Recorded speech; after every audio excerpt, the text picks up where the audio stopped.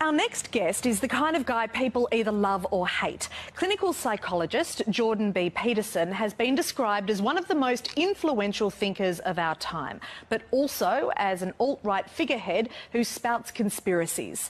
Despite what you think about him, there is no denying the professor's impact, his videos amassing more than 45 million views on YouTube. It's an honour to have you, Professor. A darling of cable conservatives. And that's a much bigger risk. So. Yes, it is. With an almost religious following online, clinical psychologist Jordan B. Peterson has become something of a rock star in the crusade against political correctness. Free speech is the mechanism by which we keep our society functioning. The Canadian professor rising to fame in 2016 for opposing changes to the country's anti-discrimination laws. I think this legislation is reprehensible. Changes that effectively made it illegal not to call a trans person by their preferred gender pronoun, like ze or they. I'd like to encourage people struggling with this to be kind as their first impulse. Kindness is the excuse that social justice warriors use when they want to exercise control over what other people think and say. His lectures leading to controversy on campus at the University of Toronto. Peterson, do you have any comments on the Nazi presence at your protest? Yeah, I don't like Nazis. This interview on British television clocked up more than 8 million views. Why should your right to freedom of speech trump a trans person's right not to be offended? Because in order to be able to think, you have to risk being offensive. I mean, look at the conversation we're having right now. Dr. Peterson has been in Australia promoting his self-help book, 12 Rules for Life, at sold-out lectures around the nation. And Professor Jordan Peterson joins us now from Brisbane. Good morning to you. Thanks for being with us. As we just said, you've written a book called 12 Rules for Life. It's almost like your own 10 commandments. Now, if people were only going to read one of them, which would you say is the most important? It's probably the rule that involves telling the truth. Tell the truth, or at least don't lie, is the most important one, I would say. And why is that so important? Well, because if you don't speak the truth, and if you speak things that you know to be false, then you mess up the structures of your own consciousness, and you can't hope to function effectively in the world. You have perceptual mechanisms that orient you in the world and that lay out what you see and how you act and how you react. And if you pathologize those by lying, then you disorient yourself in the world, and then terrible things will happen to you and the people around you. So at very least, you should try not to say things you know not to be false. Yeah, it doesn't sound like anything that we want to happen. You've been called by some as one of the most influential thinkers of our time.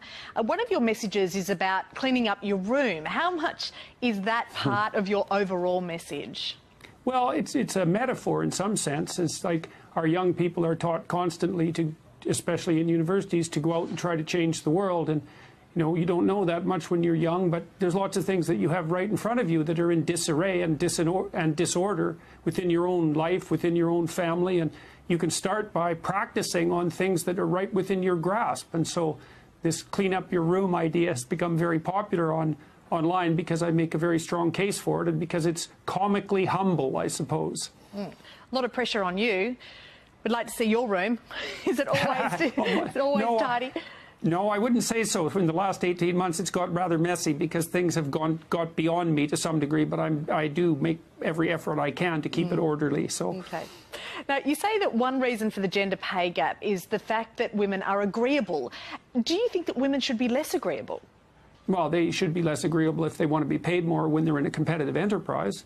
I mean, agreeableness has it's a big 5 personality trait. It has its utility. Agreeableness is extremely useful when you're dealing with very young children or with people who need care.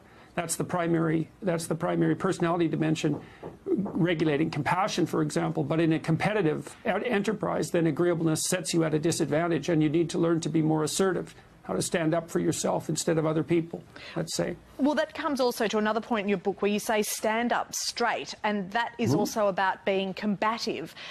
Does us walking out into the world with a sort of aim to be more combative, does that make us more aggressive as a society? No, I wouldn't say it's about being more combative. It's about being more courageous. That's not the same thing. To stand up straight with your shoulders back is to actually expose the most vulnerable parts of yourself to the world.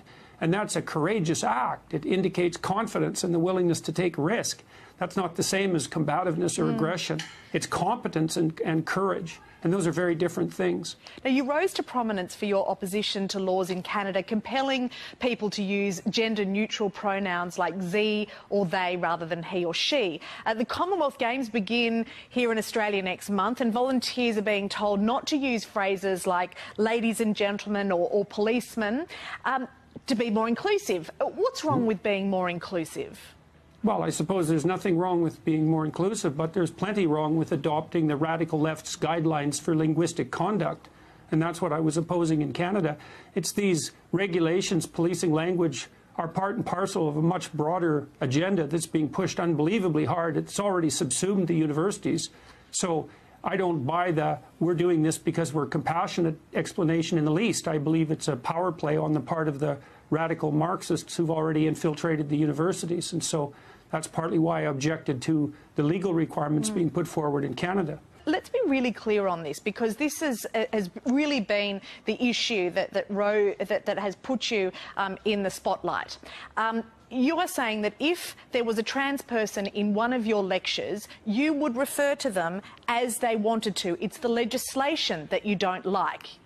Yeah, it's the fact that the government is compelling speech. And, you know, we already have hate speech laws in Canada, and I think that was a big mistake to begin with, because God only knows who's going to define hate, but it won't be the people that you want to have define it.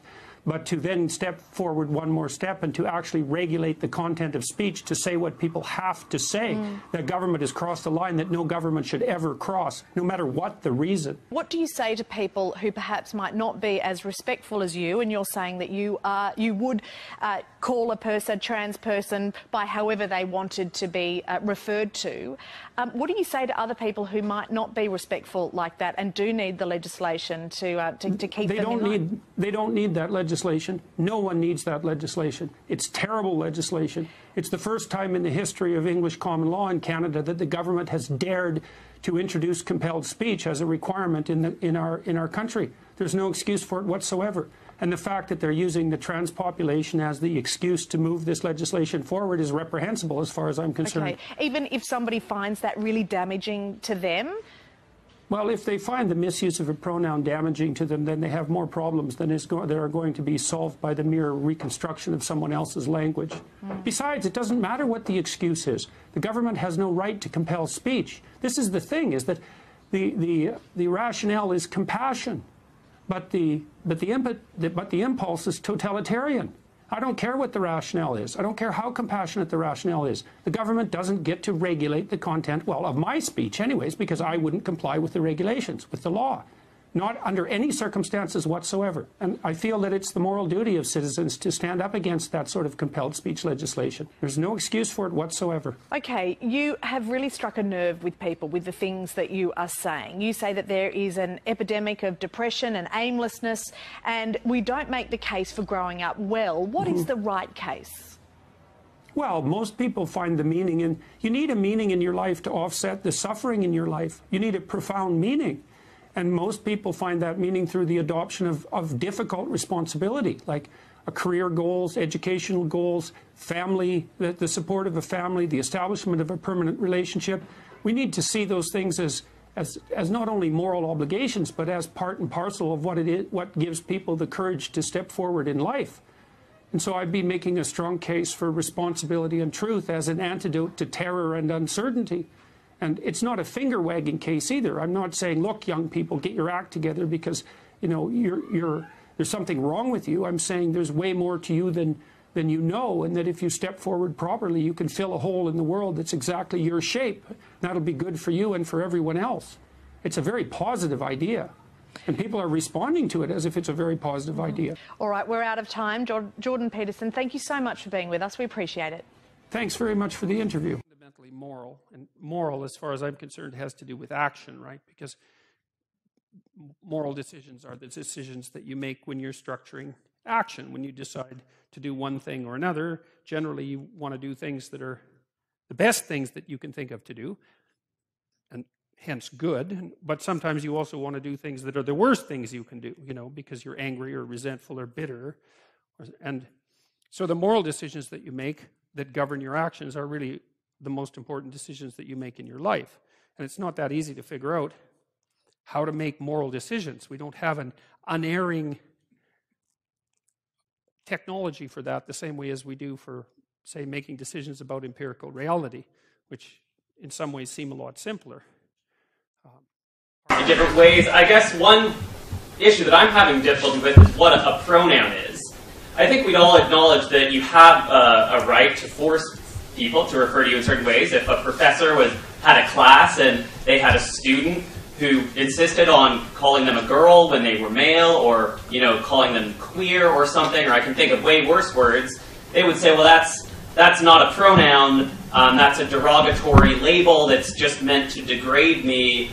But if, who's to say what is a pronoun? And I'm not sure that it necessarily would change if 95 or 97 friends all insisted on sort of degrading or, using that pejorative label to the person. And I think that people who are transgendered or whatever do experience, when people use the wrong gender labels to them, they've experienced real prejudice. They experience it as kind of oppressive in that way.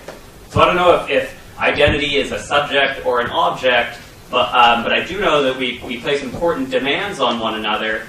I don't know about nature, but I know that fundamentally, like, our society is going to work better if we respect each other, and I think history bears that out. That self-respect and allowing people's self-identification to play a role in that public aspect. We do already have limits on how people can refer to each other, and they're informed by how people want themselves to be referred to. Okay, well, that's a lot of questions. So, and that's, I'm not trying to be a smart aleck about that. It's just, I'm going to have to sort that out for a minute. Okay? Well, the first thing I would say is, pronouns, and I'm not a linguist, so I'm not going to be able to whip this off the top of my head, although I do know that there is a psychologist named James Pennebaker who's written a whole book on pronouns, which you might be interested in referring to, and pronouns turn out to be extraordinarily important as signifiers, but they're also part of what's called a closed linguistic category, and they don't change. And so that's something that's useful to know. But you also bring up the distinction, or the lack of distinction, or made a lack of distinction between adjectives and pronouns. And that's pretty interesting, because there's no real reason why, if you can't insist upon which pronoun I use to address you, you can't also insist on which adjective I use to address you. And there's a lot more adjectives. And so that's, because I don't see, like, if you can choose your damn pronoun, why can't you choose your adjective? I mean, adjectives are, the words you listed as pejorative were actually not pronouns, they were adjectives. And so you can object to them. And there's no shortage of times when you use a pejorative adjective to describe someone, especially if you believe that they've misbehaved. It's like, if the person can insist upon their pronoun, why can't they insist upon their adjective? And that's another part of this problem with this multiplicative complexity that it isn't addressed properly within the law. With regards to respect, you said, well, human civilization progresses a lot better if we respect one another, and I actually don't believe that at all. I believe that human civilization progresses and maintains itself when we respect people who've earned respect. You don't just respect everybody randomly. Well, what the hell use is respect if you just respect people randomly? It's like inflating the currency, It's like the Simpsons episode where, Bart gets a trophy because it's every child gets a trophy day. All you do is inflate the currency. Respect is actually limited to that category of people who have earned respect in some manner. So whatever you're talking about with regards to, say, common decency between people, it's not respect. And the definitions actually matter. They matter a lot. And so I hear the respect argument all the time, but you also can't force me to respect you. You might be able to force me to act like I respect you, but you can't force me to respect you. It's just not possible. You could break me, I suppose, and then perhaps I would do it, although I can't see exactly how precisely. But so there's a number of, I get your point, and I'm not trying to denigrate it in any sense. There's a complex issue here, which is, to what degree do you allow individuals to govern the conversation that's had about them in their presence or otherwise. But I would just revert back to my original argument, which is that's a negotiation. It's either a negotiation. You got 3 states. You can negotiate with someone. You can be their slave, or you can be their tyrant.